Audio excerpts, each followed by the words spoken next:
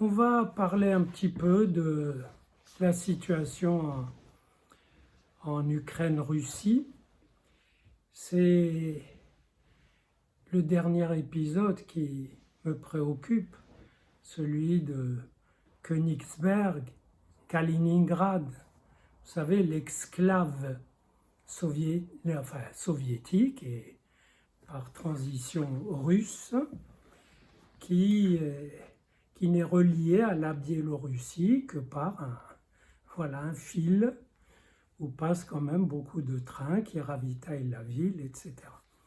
Et là, la Lituanie, en application, qui fait partie de l'OTAN, en application des restrictions, etc., bloque beaucoup de choses.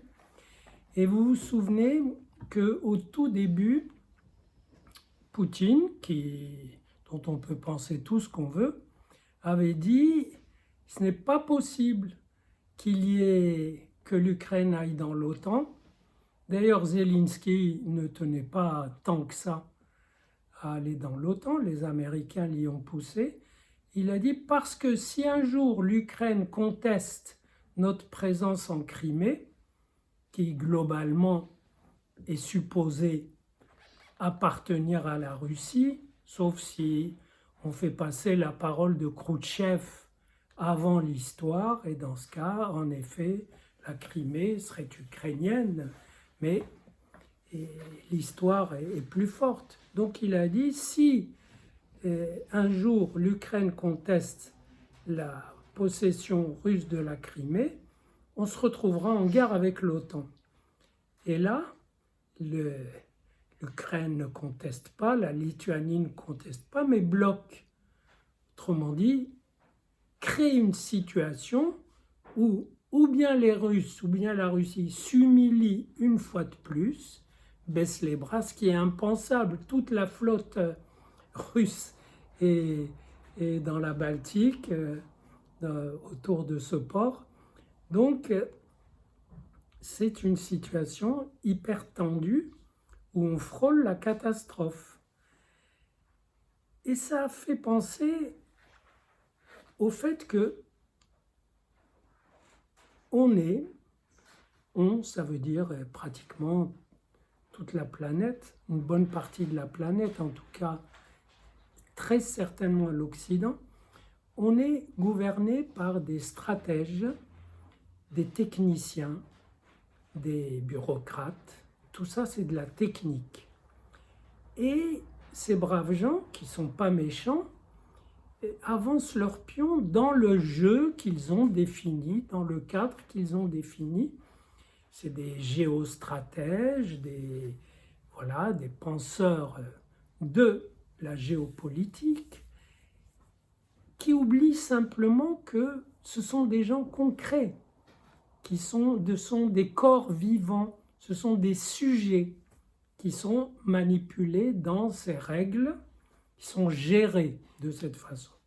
C'est ainsi qu'un géopoliticien que je connais, qui est très sympathique, qui est très intelligent, qui vous scanne la situation, et d'ailleurs de manière affolante. Je l'ai entendu un jour dire il y aura 200 millions de morts dans le Sahel dans quelques années. C'est comme ça. Ben oui, mais peut-être que ces 200 millions, du fait que ce sont des humains, ne se laisseront pas écraser comme ça par la famine, feront autre chose. Donc les prévisions des techniciens dont nous sommes les objets, c'est entrer dans le quotidien qu'ils oublient que nous sommes des êtres humains. Ça peut être des médecins. Les médecins, c'est des braves gens qui veulent vous faire du bien.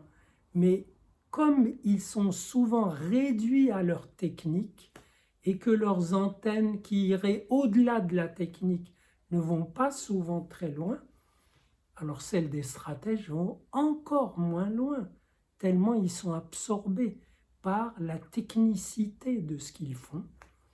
Et donc, on aurait là un cas où l'oubli de l'humain dans la technique, alors que la technique authentique fait toujours place à l'humain parce qu'elle est elle-même un produit de l'humain. On aurait donc un cas où cet oubli de la technique peut mener à une catastrophe humanitaire. C'est-à-dire, ou bien un peuple s'écrase, et c'est impossible. Comment un peuple peut vivre dans l'humiliation de façon permanente? Or, c'est comme, ou bien il s'écrase, ou bien il ne s'écrase pas, et c'est la guerre, et c'est ce qui a lieu en Ukraine. Autrement dit, ce qui est programmé, c'est en fait une guerre éternelle. Parce que j'ai entendu un autre stratège dire, un philosophe d'ailleurs, dire, voilà, ce qu'il faut, c'est la victoire de l'Ukraine. Et ce qu'il faut, c'est la défaite de la Russie. C'est très bien, enfin très bien de son point de vue. Mais il ajoutait, ce qu'il faut, c'est que cette guerre cesse. C'est contradictoire. La défaite de la Russie veut dire que la guerre sera incessante, sera une guerre interminable. Donc, si on choisit la victoire de l'Ukraine et la défaite de l'autre, eh bien, ça sera une guerre infinie, avec des points brûlants qui peuvent surgir à tout moment, comme cet épisode, dont j'espère de tout cœur qu'il se terminera bien. Mais il faut quand même comprendre que le paradoxe de cette guerre, c'est que, admettons qu'on soit du côté de l'Occident, il ne faut pas que nous gagnions. Parce que si nous gagnons, c'est la catastrophe. Et il ne faut pas que nous perdions. Parce qu'il y a trop d'investissements, l'Amérique, l'Europe, etc., qui ont mis tellement de jetons là-dedans, tellement de fric, qui vient d'ailleurs de la planche à billets, qu'ils ne peuvent pas perdre, ils ne peuvent pas rentrer chez eux tranquilles, alors que c'est leur métier de faire des plans de cet ordre. Donc l'humanité se trouve sur une arête avec ce blocage technique des esprits, avec ce défi lancé par la technique pure d'un bas niveau. Technique, ce n'est pas de la haute recherche scientifique et technique, c'est de la gestion de force. Et c'est une impasse, mais c'est une impasse qu'il faut prolonger, qui ne peut que se prolonger, parce que si elle arrive à une solution, ce serait une solution fatale.